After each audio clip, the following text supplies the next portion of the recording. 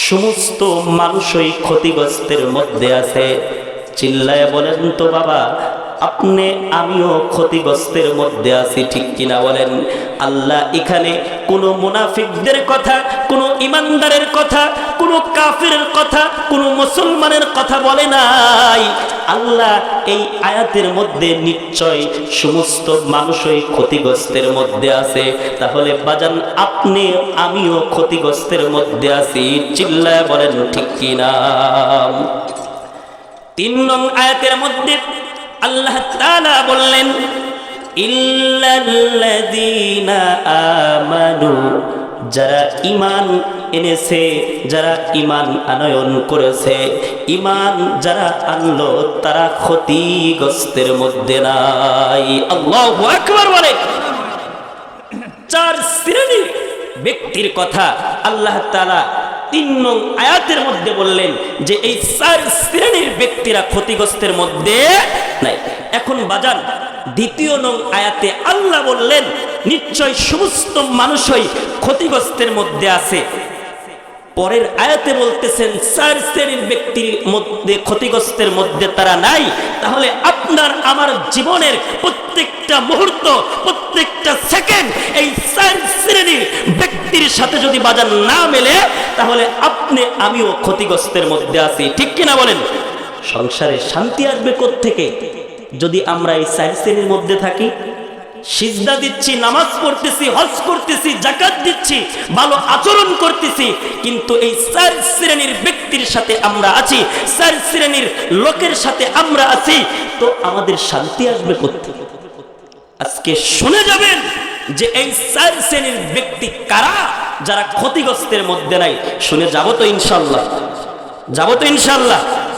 জান্নাতি ব্যক্তিরা যারা হবে, এদের একটাই আফসোস থাকবে।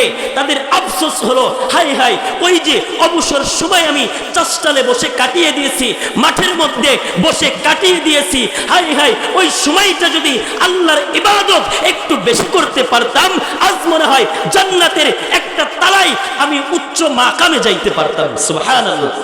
এটা জান্নাতি ব্যক্তিদের আফসোস থাকবে। আমলে না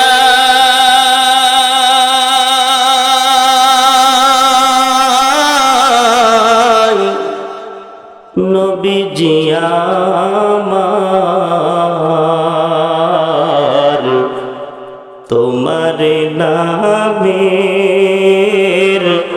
তসবিহ বরসায় আমার। আমি যদি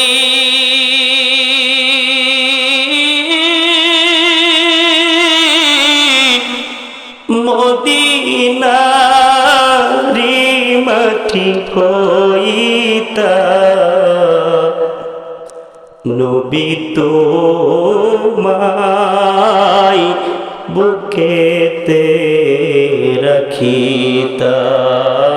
লা ইলাহা মুহাব্বতে লা ইলাহা, জোরে লা ইলাহা। হায়রে বহু দূরে মদিনা, আমরা কেমনে যাব জানি না। দয়ার আল্লাহ দয়া করে, দয়ার আল্লাহ দয়া করে নিও সোনার মদিনা। লা ইলাহা, জোরে লা ইলাহা, লা ইলাহা ইল্লাল্লাহ মুহাম্মাদুর রাসূলুল্লাহ সাল্লাল্লাহু আলাইহি ওয়াসাল্লাম।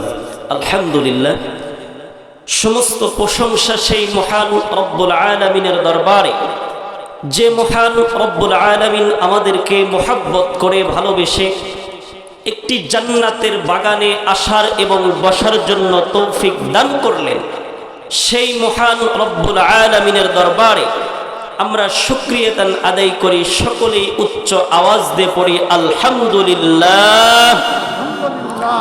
অগণিত দরুদ আর সালাম সাইয়্যিদুল মুরসালিন খাতামুন নবিয়্যিন রাহমাতাল লিল আলামিন ইমামুল মুরসালিন, যেই নবীকে আল্লাহ পাক সূরাতুল আম্বিয়ার 107 নং আয়াতের মধ্যে বলেন, ওমা আরসালনাকা ইল্লা রাহমাতাল লিল আলামিন। আল্লাহ বলতেছেন, হাবিব, আমি আপনাকে কুল কায়নাতের জন্য রহমত স্বরূপ প্রেরণ করেছি। সুবহানাল্লাহ বলেন। সেই নবীর উপরে লাখ কোটি দরুদ আর সালাম সকলেই পড়ছি সাল্লাল্লাহু আলাইহি ওয়াসাল্লাম।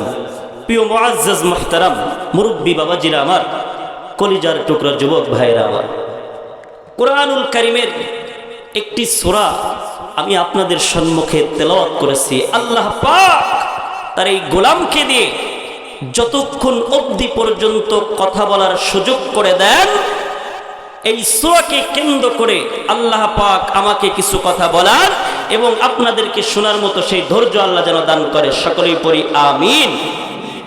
প্রিয় মুআজ্জাজ মুহতারাম, আমরা অবগত আছি এই সূরাটা আমাদের অনেকেরই মুখস্থ আছে কি নাই? আছে, অনেকেরই কম বেশি মুখস্থ আছে। সূরাতুল আসর, সূরাটির নাম কি বাজান? সূরাতুল আসর। সকাল বেলায় চাষটলে আপনাদের তো আবার ওখানে সভা হয়, হয় কি হয় না?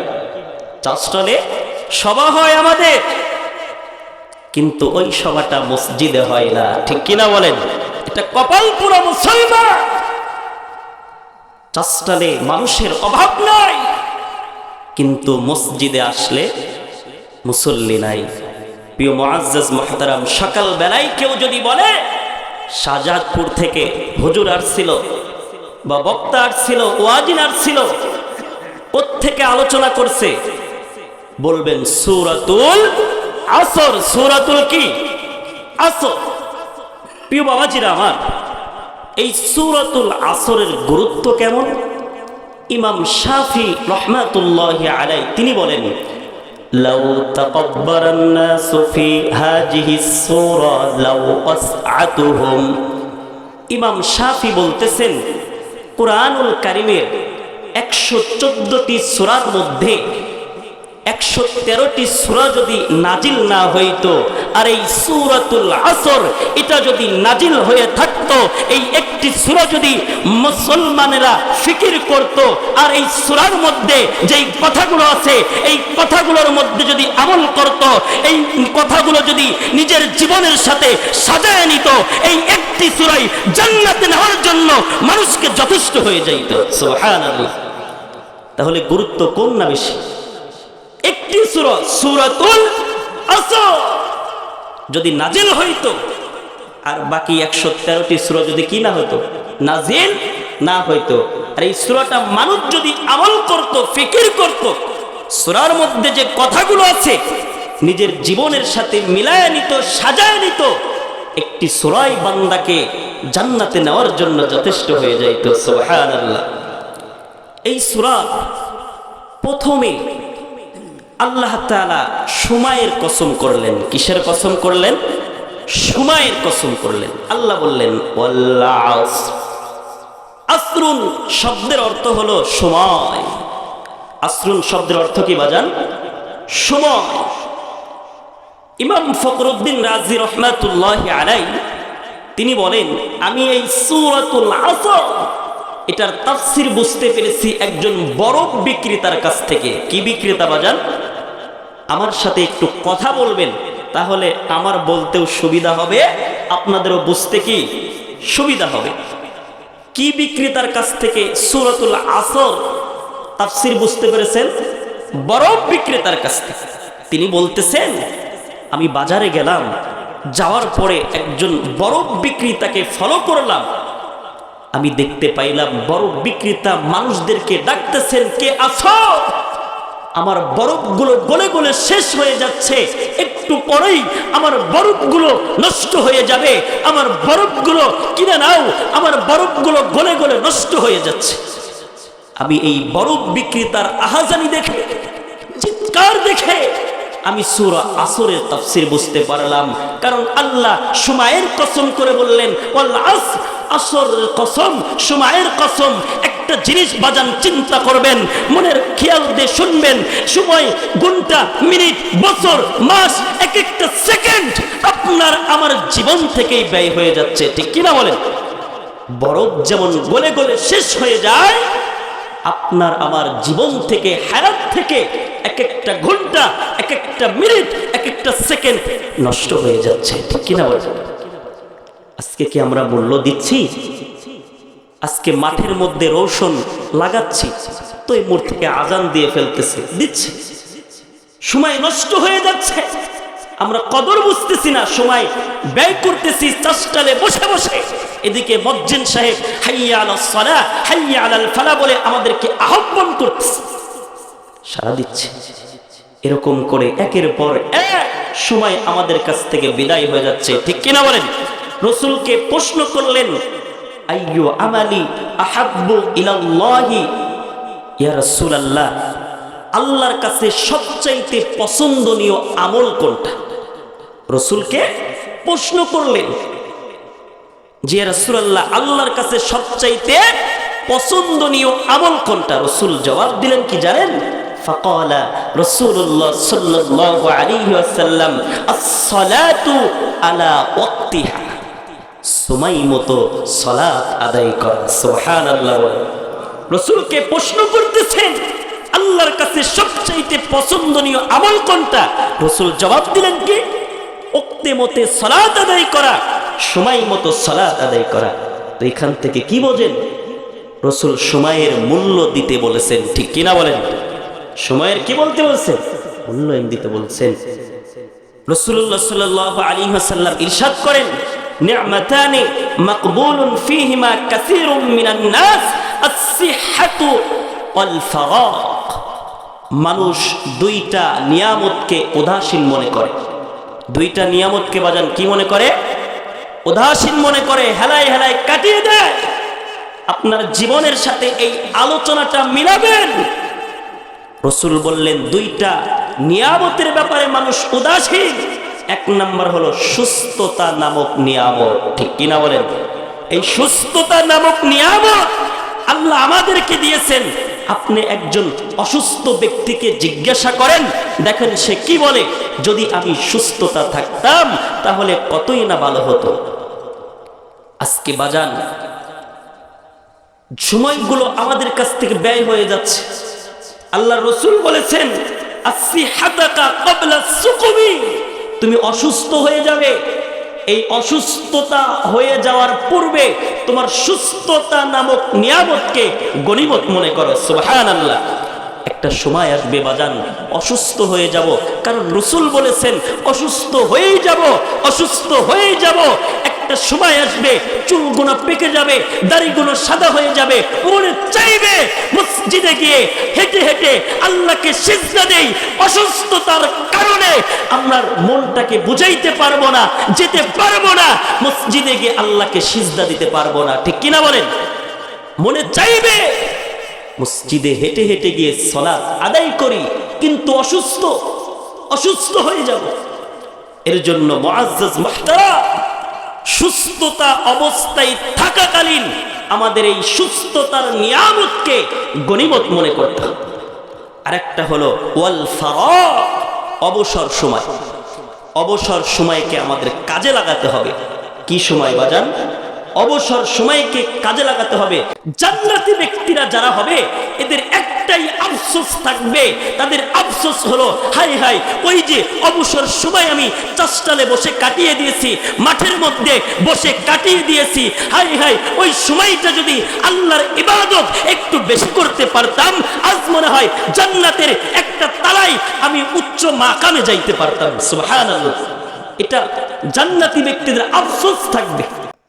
প্রিয় মুআজ্জাজ মুহতারাম, বুঝতে হবে অবসর সময়কে আমরা যেন হেলায় হেলায় নষ্ট না করি। আমরা এই আলোচনা থেকে বুঝতে পারলাম যে সময়কে আমাদের মূল্যায়ন করতে হবে, ঠিক কিনা বলেন? সময়কে আমাদের কি করতে হবে? মূল্যায়ন করতে হবে। দ্বিতীয় নং আয়াতে আল্লাহ বললেন, ইন্নাল ইনসানা লাফি খুসর। আল্লাহ তাআলা বলেন সমস্ত মানুষই ক্ষতিগ্রস্তের মধ্যে আছে। চিল্লায় বলেন তো বাবা, আপনি আমিও ক্ষতিগ্রস্তের মধ্যে আছি, ঠিক কিনা বলেন? আল্লাহ এখানে কোনো মুনাফিকদের কথা, কোনো ইমানদারের কথা, কোনো কাফিরের কথা, কোনো মুসলমানের কথা বলে নাই। আল্লাহ এই আয়াতের মধ্যে নিশ্চয় সমস্ত মানুষই ক্ষতিগ্রস্তের মধ্যে আছে। তাহলে বাজান আপনি আমিও ক্ষতিগ্রস্তের মধ্যে আছি। চিল্লায় বলেন ঠিক কিনা? 3 নং আয়াতের মধ্যে আল্লাহ তাআলা বললেন ইল্লাল্লাযীনা আমানু, যারা ঈমান এনেছে, যারা ঈমান আনয়ন করেছে, ঈমান যারা আনলো তারা ক্ষতিগ্রস্তের মধ্যে নাই। আল্লাহু আকবার বলে। 4 শ্রেণীর ব্যক্তির কথা আল্লাহ তাআলা 3 নং আয়াতের মধ্যে বললেন যে এই 4 শ্রেণীর ব্যক্তিরা ক্ষতিগ্রস্তের মধ্যে নাই। এখন বাজান 2 নং আয়াতে আল্লাহ বললেন নিশ্চয় সমস্ত মানুষই ক্ষতিগ্রস্তের মধ্যে আছে। পরের আয়াতে বলতেছেন 4 শ্রেণীর ব্যক্তির মধ্যে ক্ষতিগ্রস্তের মধ্যে তারা নাই। তাহলে আপনার আমার জীবনের প্রত্যেকটা মুহূর্ত, প্রত্যেকটা সেকেন্ড এই 4 শ্রেণীর ব্যক্তির সাথে যদি বাজার না মেলে, তাহলে আপনি আমিও ক্ষতিগ্রস্তের মধ্যে আছি, ঠিক কিনা বলেন? সংসারে শান্তি আসবে কোত্থেকে যদি আমরা এই 4 শ্রেণীর মধ্যে থাকি? সিজদা দিচ্ছি, নামাজ পড়তেছি, হজ করতেছি, যাকাত দিচ্ছি, ভালো আচরণ করতেছি, কিন্তু এই 4 শ্রেণীর ব্যক্তির সাথে আমরা আছি, 4 শ্রেণীর লোকের সাথে আমরা আছি, তো আমাদের শান্তি আসবে কোত্থেকে? আজকে শুনে যাবেন যে এই 4 শ্রেণীর ব্যক্তি কারা, যারা ক্ষতিগ্রস্তের মধ্যে নাই। শুনে যাব তো ইনশাআল্লাহ? যাব তো ইনশাআল্লাহ? প্রিয় মুআজ্জাজ মুহতারাম বাবাজিরা আমার, কলিজার টুকরো যুবক ভাইয়েরা আমার, আল্লাহ তাআলা 3 নং আয়াতের মধ্যে বললেন ইল্লাল্লাযীনা আমানু, যারা ঈমান এনেছে তারা ক্ষতিগ্রস্তের মধ্যে নাই। চিল্লায় বলেন সুবহানাল্লাহ। আর জোরে বলেন না সুবহানাল্লাহ। প্রিয় মুআজ্জাজ মুহতারাম বাবাজিরা আমার, ঈমান তো আমরা সবাই আনলাম, কিন্তু ইমানদার দাবি করতেছি রে বাজান, মুখে প্রকাশ করলাম, কিন্তু কেমন ঈমান আনলাম, কেমন ঈমান আনলাম, যেই ঈমানের বলে বলিয়ন হয়ে আজকে আমার রাসূলকে গালি দেয়, আজকে আমার ইসলাম নিয়ে কটূক্তি করে, আজকে আমার ধর্মকে নিয়ে কটূক্তি করে। এই ঈমান দ্বারা তো আমরা কেউ মোকাবেলা করতে পারতেছি না, ঠিক কিনা বলেন? কেমন ঈমান আনলাম, যে ঈমান সাহাবীরাও এনেছেন আমরাও এনেছি। আজকে রাসূলকে নিয়ে কটূক্তি করা হচ্ছে, ইসলামকে নিয়ে কটূক্তি করা হচ্ছে, ধর্মকে নিয়ে কটূক্তি করা হচ্ছে। কই আমার আপনারা তো ঈমান আনছি, ঈমানের বলে বলিয়ান হয়ে আমরা তো ওই সমস্ত কাফের, বেঈমান, নাস্তিকদের তো মোকাবেলা করতে পারতেছি না, ঠিক কিনা বলেন? ঈমান তো আমরা সবাই দাবি করি, আল্লাহকে মানি না। জোরে বলেন, আল্লাহকে মানি না, রাসূলকে বিশ্বাস করি না, আখিরাতের প্রতি বিশ্বাস করি না, করি। তো কেমন ঈমান আনলাম যেই ঈমান আমার প্রয়োজনে জ্বলে ওঠে না? প্রিয় মুআজ্জাজ মুহতারাম, এর জন্য আল্লাহ তাআলা বলেছেন আমিনু কামা আমানান নাস, ঈমান আনো তাদের মতো, ঈমান আনো তাদের মতো, ঈমান আনো ওই মানুষদের মতো। ওই মানুষদের বলতে বোঝানো হয়েছে ফিরাউনের বিবি আসিয়া। সুবহানাল্লাহ। আল্লাহ বললেন কি? ঈমান আনো ওই সমস্ত মানুষের মতো। ওই সমস্ত মানুষ বলতে বোঝানো হয়েছে ফিরাউনের বিবি আসিয়া। বুখারীর বর্ণনায় আছে ফিরাউনের একজন কাজের মহিলা ছিল। ফিরাউনের কিসের মহিলা ছিল বাবা? কাজের মহিলা ছিল। তার কথা ওই বুখারীর মধ্যে আছে। তো ফিরাউনের সন্তান, তিনি ফিরাউনকে বলতেছে আনিস সামাওয়াতি ওয়াল আরদি রব্বুন গায়রু, ও বাবা এই আসমান জমিনের মধ্যে তুমি ছাড়া কি আর কোন রব আছে নাকি? ফিরাউনের সন্তান ফিরাউনকে বলতেছে। প্রিয় মুআজ্জাজ মুহতারাম বাবাজিরা আমার, এই কথা যখন ফিরাউনকে বলল, তখন ফিরাউন জবাব দিচ্ছেন, না রে বাবা না, এই আসমান জমিনের মধ্যে আমি ছাড়া আর কোন রব নাই। চিল্লায়া বলেন নাউজুবিল্লাহ। আমি ছাড়া তো আর কোন রব নাই, তুমি কার কথা বলো? ফিরাউনের সন্তান ফিরাউনকে ডাক দিয়ে বলতেছে, বাবা, আমাদের যে কাজের মহিলা, আমি দেখতে পাইলাম আমার চুল যখন আশ্রায়, ওই কাজের মহিলার হাত থেকে যখন চিরুনিটা জমিনের মধ্যে পড়ে যায়, তখন সে বিসমিল্লাহ বলে ওই চিরুনিটা ওঠায়। আমি তাকে প্রশ্ন করলাম মানিল্লাহ। তিনি বলল, রব্বি ও রব্বুক, আমার রব তোমার রব একজন। চিল্লায় বলেন আমাদের রবকে, আর জোরে বলেন আমাদের রবকে, আর চিল্লা মুখের জবানটা ছেড়ে দিয়ে আল্লাহর নামটা উচ্চারণ করেন, আমাদের রবকে। আল্লাহ আমার রব, রবি আমার সব। বলেন আল্লাহ আমার রব, রবি আমার সব। দমে দমে তোল মনে তারি অনুভব। আল্লাহ আমার রব, রবি আমার সব। চিল্লায় বলেন আমাদের রবকে। ফিরাউনের সন্তান ফিরাউনকে বলতেছে, বাবা, আমি তাকে প্রশ্ন করলাম মানিল্লাহ, সে আমাকে উত্তর দিল, রব্বি ও রব্বুক, আমার রব তোমার রব আমার আল্লাহ। এরপরে আমি প্রশ্ন করলাম, আলা কি রব্বুন গায়রু আবদি, আমার বাবা ছাড়া কি আর কি কোন রব আছে নাকি? সে আমাকে জবাব দিল, রব্বি ও রব্বুকি ও রব্বি আবুকি, আমার রব তোমার রব এবং তোমার বাবার রব একজন, তিনি হলেন আল্লাহ। আল্লাহু আকবার। আমার রব তোমার রব, তোমার বাবার রব আমার আল্লাহ। এই কথা বলার পরে ফিরাউন তার কর্মচারীদেরকে ডেকে আনলো, যাও যাও ওই মহিলাকে আমার সামনে নিয়ে আসো। ওই মহিলাকে আনা হলো, তাকে জিজ্ঞাসা করা হলো, তোমার সন্তানদেরকে ডাকো। এক বর্ণনায় আসছে তার সন্তান 3 জন, আর এক বর্ণনায় আসছে তার সন্তান 7 জন, আর এক বর্ণনায় আসছে তার সন্তান 11 জন। মারহাবা বলেন, আর জোরে বলেন মারহাবা। এই সন্তানদেরকে ডেকে আনা হলো। সন্তানদেরকে ডেকে আনার পরে ফিরাউন তার এক কর্মচারীকে বলল, একটা পাতিলের মধ্যে গরম তেল জাল করো। গরম তেল জাল করার পরে ফিরাউন তার কাজের মহিলাকে বলতেছে, শুনলাম তুমি নাকি মূসার রবের প্রতি ঈমান আনছো, মূসার রবের প্রতি ঈমান আনছো।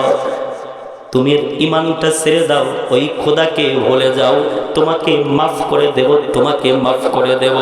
আর যদি তুমি তোমার ঈমান যদি না ছাড়ো, তোমার রবকে যদি তুমি না ভুলে যাও, তোমার সামনে তোমার সন্তানগুলোকে ওই টকবগে গরম তেলের মধ্যে ছেড়ে দেব। চিল্লায় বলেন আল্লাহু আকবার। ফিরাউনের কাজের মহিলা ডাক দিয়ে বলতেছেন, এমন একজন রবের প্রতি ঈমান আনলাম, জীবন চলে যাবে কিন্তু ঈমান ছাড়তে রাজি নয়। আল্লাহু আকবার। ঈমান যেহেতু আনছি, ঈমানের পরীক্ষায় অংশগ্রহণ করতেই হবে, ঠিক কিনা বলেন? আল্লাহ কোরআনের মধ্যে বলেন, বান্দারা ঈমান আনছে এই জায়গায় শেষ নয়, ঈমান এনেই শেষ নয়, ঈমানের দাবি যারা করবে ঈমানের পরীক্ষায় অংশগ্রহণ করতেই হবে, ঠিক কিনা বাজান বলেন? এখন বলতে পারেন, হুজুর ঈমান তো আনছি, আবার পরীক্ষা কিসে? প্রশ্ন হয় কি হয় না? ঈমান তো আনছি, আবার পরীক্ষা কেন? একটা এক্সাম্পল দিলে বুঝতে পারবেন। আপনারা যখন বাজারে যান 30 টাকা গজ 50 টাকা গজ কাপড় কিনতে, কি কেনার জন্য যান? কাপড় কেনার জন্য। তো 30 টাকা গজের কাপড় অনেক মানুষ একটু ডলা দিয়ে দেখে, দেখে কি দেখে না? একজন চাচা গেছে তার ছেলের জন্য পাত্রী দেখার জন্য। চাচা গেছে তার ছেলের জন্য কি দেখার জন্য? পাত্রী দেখার জন্য এমন ভাবে দেখা আরম্ভ করছে, মনে হয় চাচা শেষ বয়সে একটা রিস্ক নেবে। এমন চাচা আছে না নাই? মানে পা দেখে, হাত দেখে, চুল দেখে, হ্যাঁ এরকম আছে না নাই? আপনারা বাজারে যান কলস কিনতে, যাই কি যাই না? অনেক কি পালবাড়িতে আমরা কলস কিনতে যাই না, বা হাড়ির কিছু আমরা জিনিস কিনতে যাই, ওই কলসটা একটু বাজিয়ে দেখি আসলে এই কলসটা ভালো কিনা। তো আমি বলতে চাই, 30 টাকা গজের কাপড় যদি আপনি 30 লক্ষ টাকার গঠা দিতে পারেন চাচার জন্য, চাচা ছেলের জন্য, মেয়ে দেখার জন্য, এত কিছু দেখতে যদি প্রয়োজন বোধ মনে করেন, এবং 30 টাকার কলস, 30 টাকার হাড়ি এটা যদি বাজিয়ে দেখতে পারেন, আল্লাহ আপনাকে আমাকে বিলাসবহুল জান্নাত দিবেন। এমনি এমনি দিবেন না, একটু বাজিয়েই দিবেন, ঠিক কিনা বলেন? একটু কি করবেন? বাজিয়েই দিবেন, একটু গলা মেরেই দিবেন। তাহলে ঈমান যেহেতু আনছি, পরীক্ষায় অংশগ্রহণ করাই লাগবে, ঠিক কিনা বলেন? তো প্রিয় মুআজ্জাজ মুহতারাম, সংক্ষিপ্ত সময়ের কারণে আসলে সূরাটির তাফসীর করা হলো না। তো যতটুকু আলোচনা করেছি আল্লাহ আমাদেরকে বুঝদান করুক, সকলেই পড়ি আমিন। আরো জোরে বলেন আমিন। প্রিয় মুআজ্জাজ মুহতারাম, এই সূরার মধ্যে 4 শ্রেণীর ব্যক্তির কথা বলা হয়েছে, যে তারা ক্ষতিগ্রস্তের মধ্যে নাই। তারা কিসের মধ্যে নাই? ক্ষতিগ্রস্তের মধ্যে নাই। আপনারা এখানে আসছেন আজকে এই মসজিদের উন্নতি কল্পে মাহফিল, আপনারা সকলেই যার যার যতটুকু সামর্থ্য আছে আমরা সকলেই দান সদকা করব। as-সাদাকাতু তারুদ্দুল বালা, দান সদকা করলে বালা মুসিবত দূর হয়।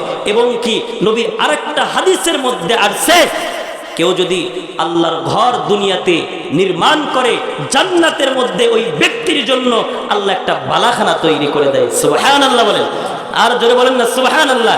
এক কুলাঙ্গার কিছুদিন পূর্বে সোশ্যাল মিডিয়াতে বলেছে যে দান সদকা করা এটা কোরআন হাদিসের মধ্যে নাই। নাউজুবিল্লাহ পড়েন।